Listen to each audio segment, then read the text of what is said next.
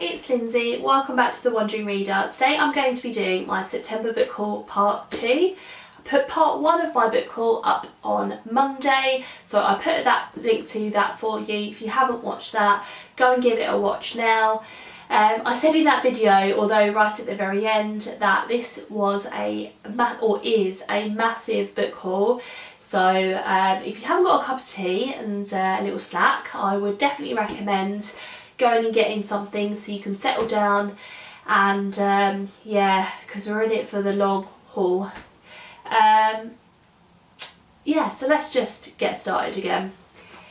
These books that I'm going to share with you are ones that I picked up in my local supermarket for, you know, relatively cheap. I couldn't resist. The first of those is Homo, Deus and Sapiens. I think, well, this one came first, so Sapiens and Homo Deus, and these are by Yuval Noah Harari. So I've had Sapiens on my wish list for quite a while, and this says on the front that it's a brief history of humankind. So I think he talks about sort of how our species, how humans came into existence, sort of their history over the past millennia or whatever. So it says, how did our species succeed in...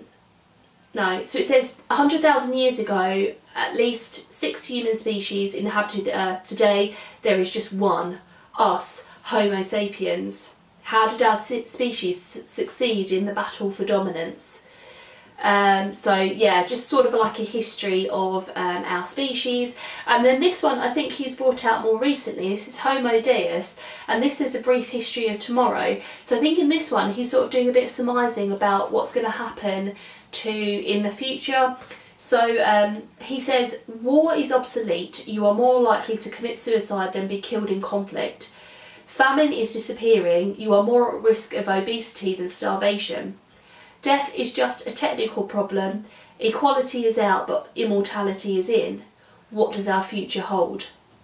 So I think he's going to sort of theorise and hypothesise in this book about what our future might hold as a species.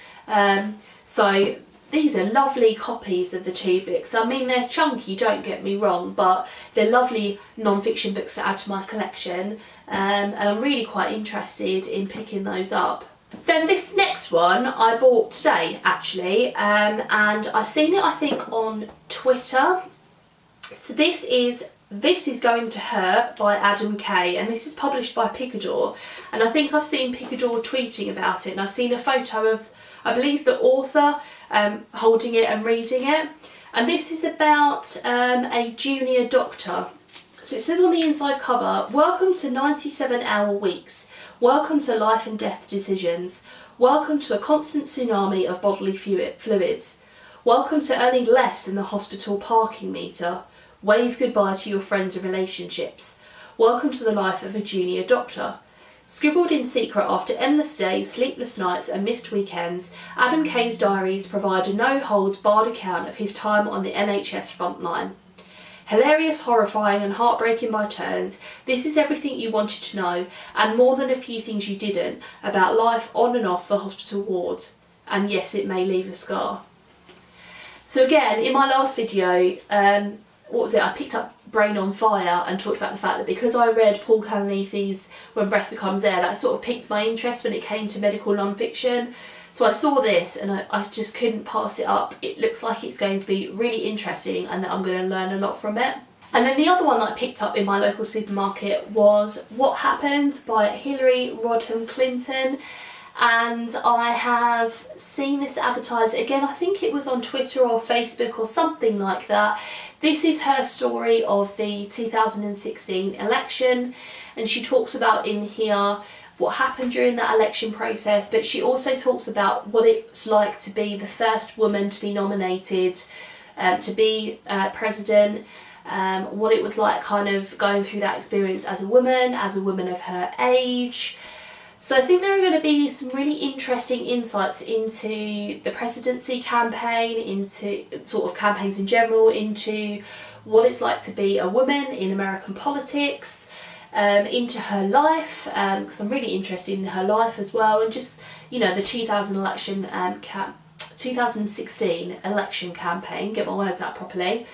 Yeah, so I think I'm really going to enjoy that. Be a good insight anyway. Then all of the rest of the books that I've got to show you are ones that I picked up in charity shops very recently.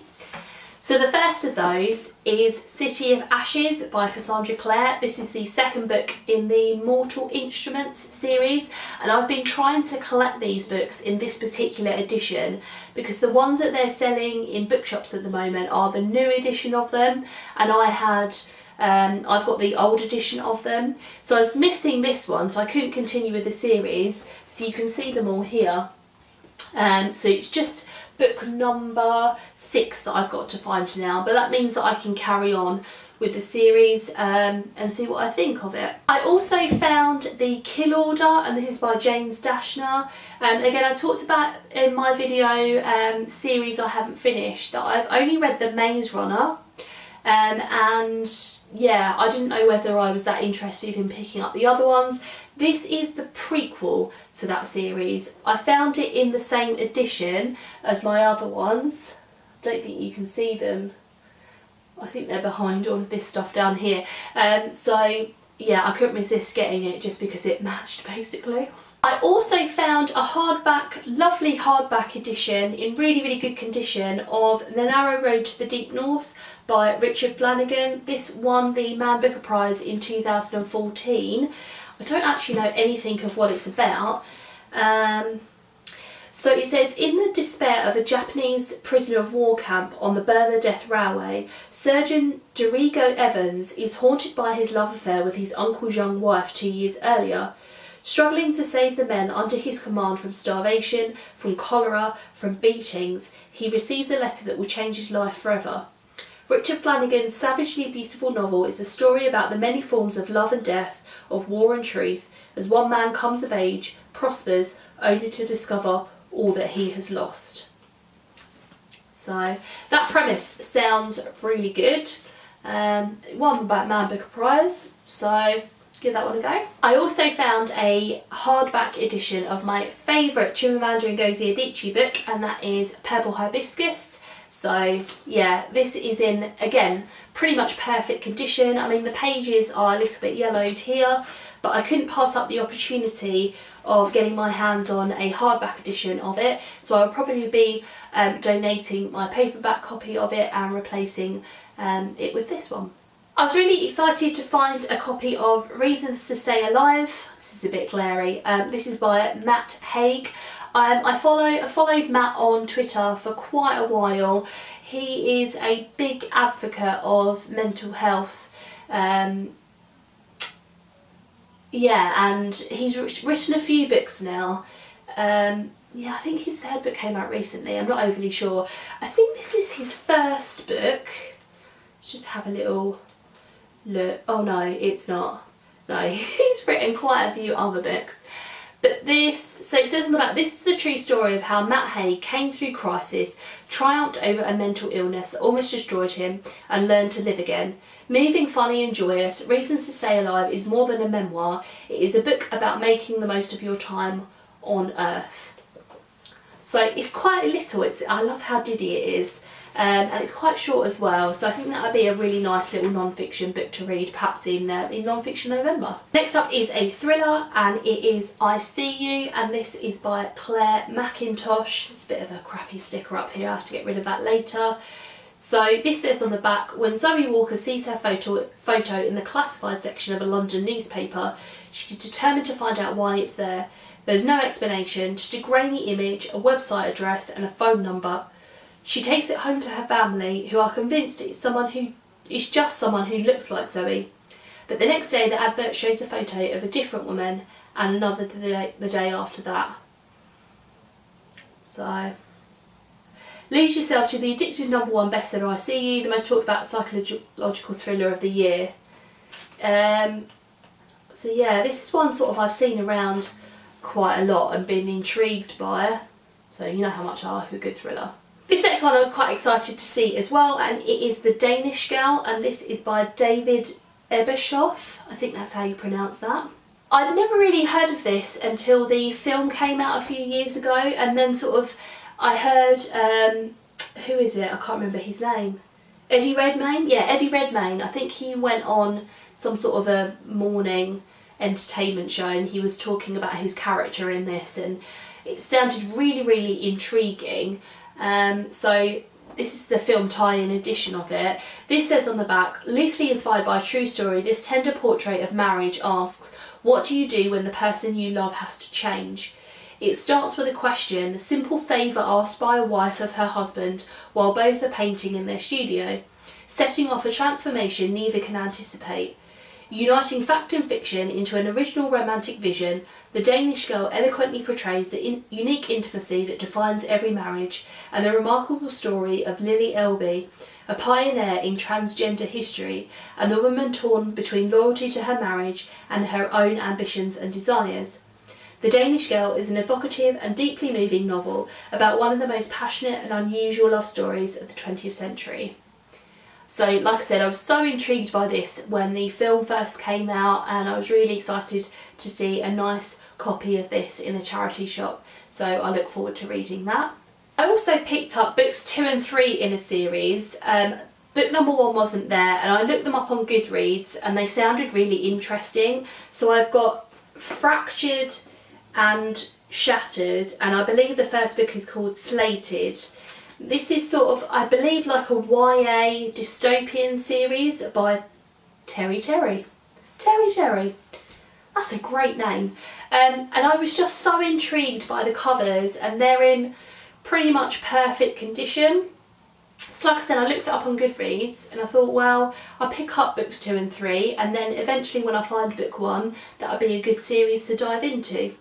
When I did my thriller recommendations video, a lot of people said that I should try reading Karin Slaughter, and I had her book Pretty Girls on my Kindle. To be honest, I'm not really reading a lot on my Kindle at the moment, it's terrible really. And I found a couple of her books, one of which is Pretty Girls, so I was quite intrigued to find a physical copy of it. So I thought, well, I'm not really reading it on my Kindle, and this was quite cheap, so I picked this up. And then another one of hers I picked up is Criminal as well. So yeah, I think she's quite a gritty thriller writer, and they're quite big books as well. I mean, they're, yeah, thrillers to get your teeth into basically. So I have heard Kirsty from Ravenclaw Reading Room, or Melbourne on My Mind, she's no longer on YouTube, which is such a shame, but she read Pretty Girls and she recommended it in her video, in one of her videos where she talked about like bigger books. So and she said it was brilliant. So when I saw these two, I thought, well, these would be good for sort of a rainy day and a day when I want a thriller. Next up I found Maggie OFarrell's This Must Be the Place. Now, I've never read anything by Maggie OFarrell before. This says it was shortlisted for the Costa Novel Awards. That must have been last year. I think this is about a former film star and her husband, and it seems to be about some sort of a secret that she's keeping from him. So I know a lot of people really respect Maggie OFarrell as a writer and really enjoy her books. So this, I believe, is her most recent one. I think, yeah, it was brought out in 2016. So again, pretty much perfect condition. So I thought I would try out her writing. And then I found a hardback edition of Daisy in Chains by Sharon Bolton. This is another thriller. And you know, the fact that it's in hardback didn't really bother me. This is not, I don't know whether this is the kind of book that you know, want to keep and savour. But I've heard Louise from the Big Haired Bookworm talk about this and say that it was quite a good thriller that she quite enjoyed. It was cheap, so I picked it up. I was quite excited to see this, and this is Our Endless Numbered Days, and this is by Claire Fuller. I won a copy of her most recent release, which is called Swimming Lessons, and I still haven't got around to reading that yet. This, I believe, is her first book. That's what it looks like to me. Yeah, winner of the Desmond Elliott Prize 2015.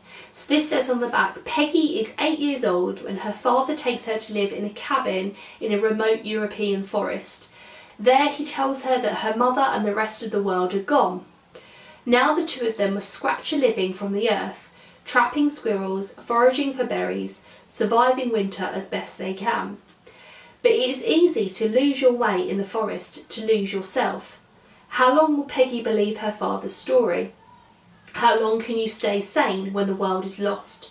And what happens when you stop believing in everything? I really like the setting of that one, and the premise reminds me of... God, I've forgotten the name of the book now.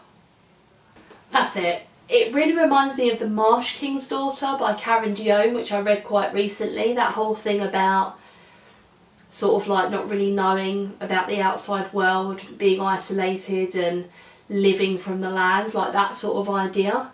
Plus, I mean, that is a stunning cover. So, yeah. This is a copy of Angels and Demons by Dan Brown. This is the only Dan Brown book that I don't own. I did own it, and then one of my mum's friends lent it and didn't bring it back. So yeah, I picked up another copy of it. I don't think this has been read. It looks like it hasn't been read. So yeah, I just basically bought it to replace the one that I had. This is a book that I owned before and I unhauled. This is Possession by A.S. Byer.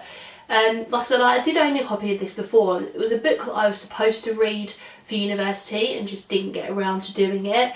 But I saw this edition of it, and you'll have to excuse this ridiculous sticker that's on the front. I'll get rid of that later. But I think this edition is just beautifully stunning. It's got these sort of gold foil bits on it. I mean, it's just incredible. And this won the Booker Prize. So it says on the back, Possession is an exhilarating novel of wit and romance, at once a literary detective novel and a captivating love story. It is the tale of a pair of young scholars investigating the lives of two Victorian poets. Following a trail of letters, journals and poems, they uncover a web of passion, deceit and tragedy, and their quest becomes a battle against time. So actually that premise sounds really, really good. And the whole thing about investigating the past and a mystery and the love story and things like that sounds like it's actually going to be really good. The next one that I picked up is Brooklyn, and this is by Colm Tobin. Is that how you pronounce that? I'm not really sure. But I've heard lots of people talk about this and rave about it, and I think there's a film to go with it.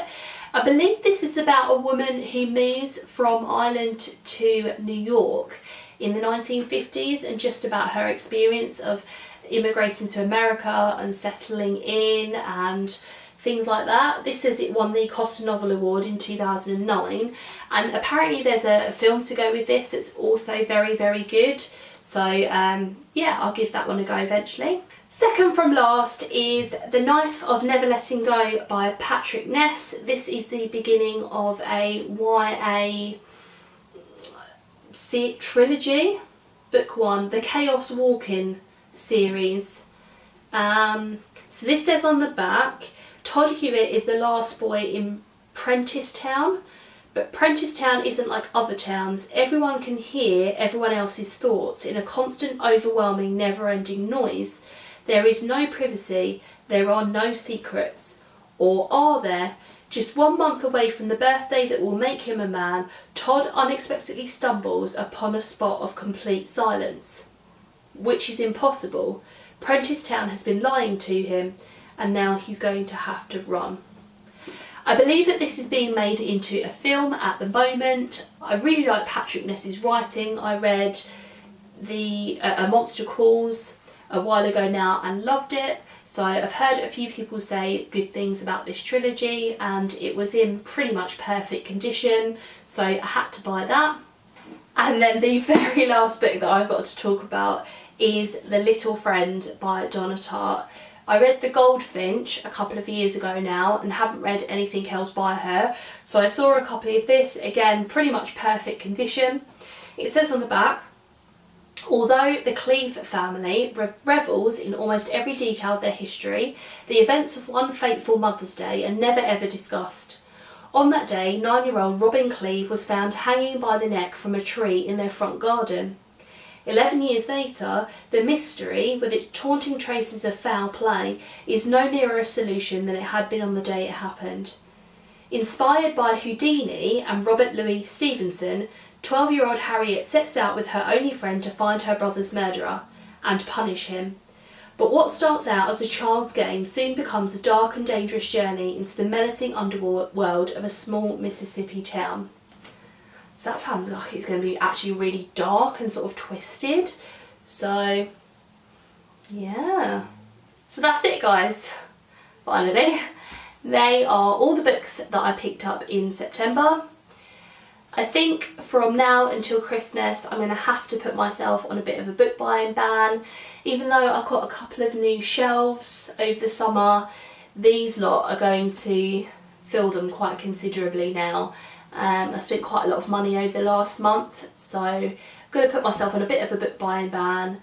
I'm not going to say I'm not going to buy anything because, for example, the new illustrated edition of Harry Potter and the Prisoner of Azkaban is coming out at the beginning of October, and a few other things, bits and pieces. So I might pick up some new releases, but I think I'm going to sort of like calm down on everything else. I've got quite a few books to keep me going, so yeah. Again, I'd love to have a chat with you in the comments below. Have you read any of these? What did you think of them? Love chatting to you guys. Thanks very much for watching, and I'll see you in my next video. Bye.